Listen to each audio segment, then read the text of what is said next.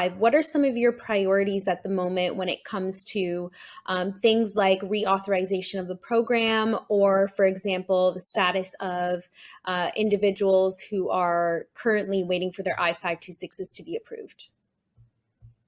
So, great question. So, I think going back to why we founded the organization, we founded in April because the founding members essentially sort of foresaw this situation coming about. The reauthorization issue, we saw that the current Grassi-Leahy bill had issues, and investors' voice was lost in that.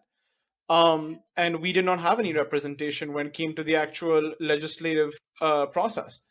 So the biggest priority for us right now, of course, is reauthorization. We want the program to be authorized. We believe that investors who have invested in good faith, who submitted their applications at the time when a law was active, should be processed fairly. We think it's not a good thing that the disagreements between the industry causes all applications to be stalled. So one of the major pushes that we've done now since we've been active is grandfathering investor applications, meaning that in case of a lapse, in case of this lapse or future lapses, investors' application processing would not be stopped. And we think that's the biggest thing that's our biggest priority right now with for existing investors in the process, wherever they are. Now, as far as those who are waiting for their pending 526s, 485s, etc., it's the same. We want the applications to be processed. We speak with investors almost every day, people who are unable to go to school, folks who are unable to join their families in the US, and they're all stuck because they all had expected investment and immigration timeline, and that is not being followed.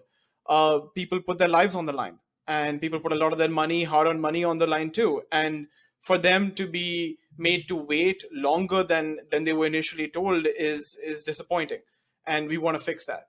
Now, as far as the future of the EB-5 program, after we deal with reauthorization, we'd like to tackle things like processing times, maybe create a liaison with USCIS, DOS, DHS, and be able to push for more transparency with those organizations. We are consumers of the program. We have paid these organizations fees in order for our applications to be processed and move forward. And when, as a consumer, when we don't get the transparency that we need from these organizations, it hurts us. And as AIIA, we want to fix that. The American Immigrant Investor Alliance wants to advocate on behalf of all investors, regardless of their country of birth, regardless of where they are in the process.